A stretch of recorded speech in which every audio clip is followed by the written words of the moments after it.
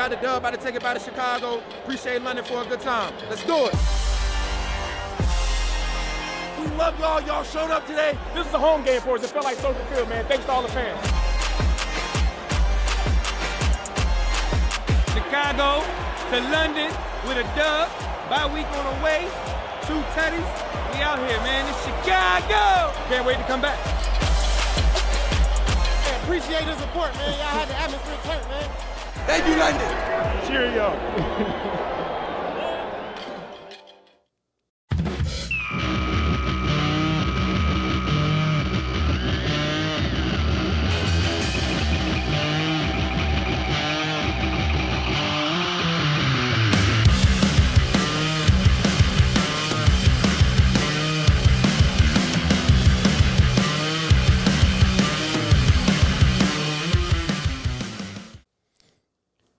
Chip, chip, cheerio, love. Can we just take a moment to enjoy what is unfolding in front of us? We have a quarterback, and that quarterback star, along with him, that team star, continues to rise, shining ever so brightly as it floated into the London sky. I mean, the double pump fake to a touchdown up the middle to Komet, the floating beauty to Keenan Allen in the back corner, going for it on 4th and 3 on the Jags' 37-yard line with 6 minutes left in the fourth, fully confident you're going to convert and continue to run out the clock. We are stunting on fools. The Bears took London by storm and gave the Jaguars a jolly good time. On their way to a dominant 35-16 win and are now 4-2 as they enter into the bye week. So, what did we learn about the Bears this week? I think you summed it up, man. The Bears are 4-2, and we have a quarterback. And it feels great, and soak it in. These last 2 games have been so much fun to watch, right? Yeah, truly. And we don't get a lot of those games. We don't get a lot of those, they're fun to watch games. Even when the Bears win, it's like 17-12. And you're like, okay, we won. Well, that was horrible, you know? To win 35-16, it's just fun, you know? And every time the offense got the ball outside of the first 2 drives, you know, every game. But after that, you're just like, I can't wait to watch what's going to happen. Yeah. You know? And gosh, I can't remember a team kind of like this. I mean, the 2018 team comes to mind with Mitch as a rookie, right? Where that defense was flying around and Matt Nagy was, you know, doing his magic, and you're like, oh wow, this is a pretty competent team. But even then, you're like, all right, Mitch is kind of up and down. As he was more roller coaster like than Caleb, who is just, you can see is slowly just getting better every game. Yeah. You know, he had one bad play this week, just one. Honestly, the interception, which wasn't even like a bad read or anything, it was just a bad throw. Yeah, it was like a weird throw too. Like it was like, yeah, it just seemed very off. Like he floated it, he didn't really have to. Like, I mean, he could have had 5 touchdowns, you know, if he just throws a better ball there, Yeah. which obviously he's capable of doing. We saw it the rest of the game, right? Yeah. I mean, wow. Let's revisit the keys, right? We talked Please. about the keys for the Jaguars game. Could Caleb continue to exploit a suspect pass defense? Check. Right? Check like a motherfucker. I mean, it took a little while. It's an interesting start to the game because it started slow again, right? And once again, we talk about, do these guys even practice together? Like, what are they doing? And I was upset because this was the worst pass defense, one of the worst pass defenses in the NFL. And Waldron comes out, run, pass. And you're just like, come on, man, let's go. Let's move it forward. And I don't know if this was one of the scripted plays, non-scripted plays. There's been some drama around that. I don't know if you've read about what that is. Headline plus questions I actually have for you later today. Okay. So it started out first 2 drives, not good. First entire quarter, really not great. But then, I don't know, Waldron, like, I don't know if he does it on purpose. Is it like strategic incompetence? Where he's just like lull them. Yeah, and then, he's like, oh yeah, let's do a bunch of these crappy plays early so they think more crappy plays are coming. And then, you know, because if you look at it, they ran a couple screens early, right? And they basically lined up in the same formation, ran the same motion with Keenan. They did it earlier. They threw it to Swift on a screen, or Roshan on a screen. And then they ran that same motion with Keenan and Swift, and then that's when you saw the double fake and Kmet up the seam. Yeah. Faked it to Keenan, faked it to Swift, and caught Kmet up the screen because the Jaguars overplayed the screen because we ran it earlier in the game. And so you're just like, okay, is Waldron doing this by design? Is he like, all right, well, let's throw him some looks early, and then we can maybe fool him later, you know? That's like that episode of The Fresh Prince where Uncle Phil like goes to play pool and then pretends like he doesn't know how to play pool, and then he's like, and the guy's like, busts out Lucille. Yeah. Yeah. And that's what I guess we're We busting saw out Lucille. Lucille came out. No, other than that, I mean, look, there's really not a lot to complain about. The coaching was pretty good, aside from Eberflus still not knowing when to challenge anything. Yeah. Like, I don't think that man has ever won a challenge or challenged when we think he's going to win one. I mean, there was an incomplete pass that the ball clearly hit the ground, and like nobody did anything. Does teams have like, maybe the team needs a designated? They have one. They do have somebody that just decides it's time to challenge. Teams usually do, but like, I don't know, his guys are not very good.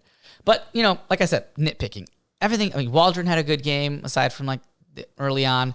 It was beautiful, man. Like, the game plan was beautiful. It was great. They looked good. They were moving. I mean, kind of going back to last week, too, with the when they were playing Carolina. Oh, my God. When they were playing Carolina, sorry, Sagar, I know you've already been screaming Carolina as I'm trying to figure out who they were playing last week. But a lot of motion, a lot of movement, a lot of confusion, all that stuff. Like, it looks really pretty. It looks really like they're an offense that knows what they're doing. And, like, Caleb is a gentleman who is in command of that offense, who knows what they're doing. I mean, we talk about Caleb's improvement week to week. I think Waldron's improved, too. He was one of those, you know, that we needed to see something out of here in that 4 to 5 game span. You look at just how they've cleaned up the red zone and the goal line, right? In the Indy game, we were talking about they're awful. The goal line was awful. And now, you know, they have 4 trips in that red zone and 4 touchdowns. I mean, or maybe it was 3 trips and 3 touchdowns. And I mean, I didn't have any doubt that they would score, you know, and that's weird. In the Justin Fields era and like you get down there, you're like, oh God, I hope we score a touchdown. But hey, we got 3. You know, you're always thinking, at least we got 3. I didn't think that. I'm like, oh wow, we're gonna score another touchdown here, and that's a really cool feeling. I think we were talking about this before we walked into the apartment, but like a lot of this doesn't feel like it's on accident. Like a lot of it feels like skilled players doing skilled things who know what they're doing. Yeah, and like continue to know and continue to just keep operating, and it's like really nice. It feels good. They feel dominant, and you know, we're gonna talk about these teams have they've played 1-win teams over the last couple of weeks, but it's like you're so doing what you're supposed to. You're clearly designating like we are significantly better than these one. We are in a different category than these teams that we are trouncing them. Yeah, I don't want to hear this. Who have you beaten? I mean, Christ, the Bears were the 1-win teams, right? In the past, where it's like, oh, who'd you beat? Oh, you beat the Bears. You beat the no. Now we're on the other side of that. So enjoy it. Don't let anybody bring you down and try to take your enthusiasm away. We've gone through so much crap that we deserve to enjoy this 4-2 team, and we get to enjoy our team just beating the crap out of terrible franchises. You know, because were, whatever tense you want to put on it. One of those, right? It's not like we've had sustained success, so enjoy it. You know, it's fun. It's supposed to be fun. Have fun with the ride. That's what this is. And I think it's great that they got that win. They're going into the bye. The bye couldn't have come at a better time. You know, they've got some injuries that they're dealing with. They're down 3 DBs right now because we knew Brisker and Stevenson, starting safety and starting cornerback, were both out. And then Kyler Gordon, the nickel, left with a hamstring injury. So they were really playing some backup. So more credit to Flus and his defense. I mean, those guys didn't seem like they missed a beat. You know, Hicks, I think, did Hicks have an interception? One of the backup safeties had an interception. Yeah. You know, so these guys are playing. You know, they know the scheme. They've been in it for a couple of years. And so credit to Flus's coaching there. And then we're going to get some offensive line help, you know, coming out of the bye as well. I think Larry Borum and Ryan Bates. Borum's a swing tackle. Bates is a swing interior offensive lineman. They should be coming back. And then there'll be some interesting things that might happen on the O-line. I'm kind of interested to see how that plays out. Yeah. because Nate Davis, the much maligned Nate Davis, who is one of Poles' big free agent signings, was a healthy scratch for this game. And they started Pryor instead. And so now you got Bill Murray, too, who was the reserve, who was active instead of Davis. So Davis is like totally out of the rotation.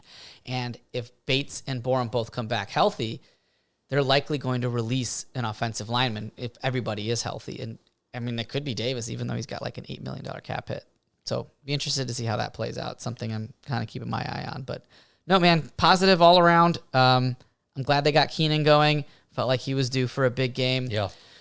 He's already sort of established as like the dude you could go to get you the yards. Like that was like, and so I had him on my fantasy team all these past weeks, and I was like, okay, I like you as a player, and this is dope, but like I need some points, my dog. And then I dropped him, and then he did what he did yesterday. Yeah, and I dropped him too. Sorry, Keenan, bro. Sorry, Keenan. Yeah, look, I know you're listening, Keenan. it is love, but we sometimes need points, and you got it, and we're very happy. And I hope whoever's team you end up on in the future, fantasy future, you treat them well.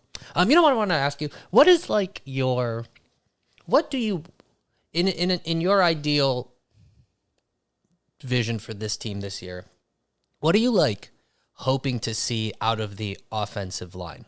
Like a realistic, like what kind of like what do you want to see out of them? And what have you seen so far of these last couple of weeks that's like? So when I look at an offensive line, a unit, there's things that I want to see them do, right? One of the hardest things to do as an offensive line, and I mean, I've never played offensive line, right? This is just stuff I read, is it's really hard to pass when teams know you're going to pass. I don't know if Self agreed with that. But that's one of the hardest things to do, right? Is when those pass rushers can just go after the quarterback because they know you're in 3rd and long or you're down by 2 scores in the second half or whatever, and you're going to throw the ball, it's really hard to block because they're going to come at you. You can't even fake run it. So I want to see the offensive line dominate when the defense knows what they're going to do. You want to see, and she agrees. Podcast Pup agrees with that point. Was that a good bark? I think that was an agree. I think she agreed on your points. Yeah. And same thing with the run game, right? Like if we're up, can the offensive line with the defense knowing you're going to run the ball, can they just bully the defensive line and get you 5-6 yards a pop to run out the clock? Like, can the offensive line dominate when the defense knows what you're going to do? And we didn't get that in the Houston game, right? The Houston game tried to pass a lot. They couldn't pick up stunts. They couldn't block anybody, and I think they've kind of come a long way since then. Well, like a significant lead, like that's something that we were chatting about prior, which is like from where they were at in the beginning of the season to where the team looks overall, and specifically offensively, it's like almost seems like a different team. And it was like because a flip happened like instantly. It was in the middle of a game. It was in the middle of a game where it was in the middle of the Rams game. Something turned on, and it became clear that who they have been is this. Yeah. That for whatever reason wasn't coming clicking. Out of the halftime of the Rams game. They scored touchdowns on back-to-back possessions, and you're like, whoa. And they really haven't looked back since then. Now, like we talked about, bad defenses. They played bad defenses. They're going to get 3 more bad defenses coming up with Washington, Arizona, and New England. And so they'll have a chance to continue that build that continuity. And that's what's cool about their schedule this part of the season is the back end is hard. It's all like the division games. And the NFC North is like some gauntlet of a division. Every team is at least 4-2. Oh my God. I read something that all 4 NFC North teams are top 9 in points allowed per game. All 4 of them are in the top 9 in points allowed per game. So there's 5 other teams from the rest of the NFL that are in there. They're also top 4 in point differential. 1 through 4 is all the NFC North teams. Damn. I think it's Vikings, Lions, Bears, Packers in point differential. So, yeah, it's a beast. It's a beast of a division, but I'm glad that they're going to do that later because could you imagine if, while we're figuring out this offense, because we talked about, right, the 4.5, 5 games for them to click, and we had those division games and lose those, then you're in an uphill battle. But, I think they've been one of the healthier teams, to be honest, going in where they are right now in the season. And if they can get some of those players back after the bye and the offense keeps continuing, I think they're going to be fun. I don't know if, I had them at about 9 wins before. I don't know if drastically I'm going to deviate from that because the schedule does get a little bit harder. But Yeah. I think they'll be right there. I think they'll be kind of in the playoff mix until late, and then maybe have a chance to play spoiler, down the stretch, and it'll be a fun season. Well, it'll be nice to they're able to kind of get these growing pains sort of not even out of the way, but they get to go through the growing pains against, maybe easier teams and work their way up to like confidence and competence. And now like the test sort of is begin. I guess it's always been kind of a test, but it sort of kicks in pretty soon in the second half-ish of the season. Yeah. And it'll be nice to be like, this is like our team we kind of have started to really figure it out. Let's now, like, this is us at, full strength to some degree, like, and understanding how we run our offense and all that stuff. Yeah. I mean, the first couple games, right? Waldron, we talked about this, but Waldron, didn't know how to use Komet or, refused to use him. And now he's just, using the shit been out an of him. integral part. And Gerald Everett, rarely sees the field, right? That's to the, what was happening in the first couple weeks? That's, they to another of, and maybe it is just we're just trying to figure it out, see what's up, test out these people. Maybe we kind of know that these dudes are always going to be rock solid. Komet's going to be there, so maybe we need to figure out what Everett is to us early on. We need to figure out some of these other dudes because we kind of know that Keenan has hands of a god, and Cole Komet's going to be there, and it's so I don't know, but it's just the switch is so drastic, and it's amazing. They're trying different things, right? They're trying different stuff with Caleb. We saw more read option, QB option there in that game, right? Caleb took off a lot more with his legs.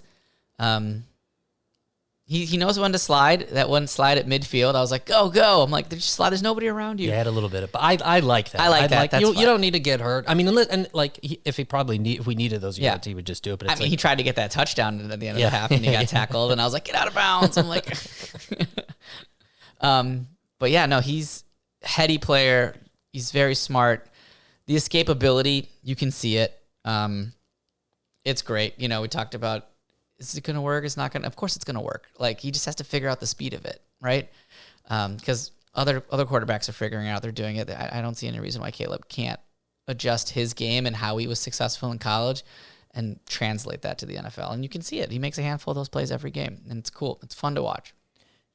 It feels good, man. It really, really feels. And you don't have to feel bad about it. Yeah. I want to stress that to anybody listening. Don't let any of these talking heads or any of your friends tell you that it's only 1-win team. You know what? It's 1-win team. You know what? Jags were -1.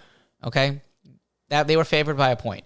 Then the Bears were favored by 1.5, and then right before the game, the Jags were favored by 1 again. So, if you thought, oh yeah, they should have beaten the Jags, you should have put a lot of money on it. You should be really rich right now. And chances are, if you're listening to this podcast, you're not really rich. So get the fuck out of here with that. It's just the Jaguars. You know what? Jaguars had one really good drive. That first 7-minute drive, they looked solid. I was like, all right, he's throwing darts out here. They're doing it. The first drive did look solid, and I was like, okay, the young secondary is getting tested. But oh man, and this doesn't happen in the past, right? I was like, okay, Flus will figure it out. He makes really good defensive adjustments. He has been, for all the stuff we knock on him about, not knowing how to use timeouts and challenges, which is I feel like more than half the coaches in the league. Yeah. That guy does know how to make defensive adjustments. He knows okay, this is what's working, this is what's not. I'm going to stay patient. I was blitzing, I'm not going to blitz, or I wasn't blitzing, and now I'm going to.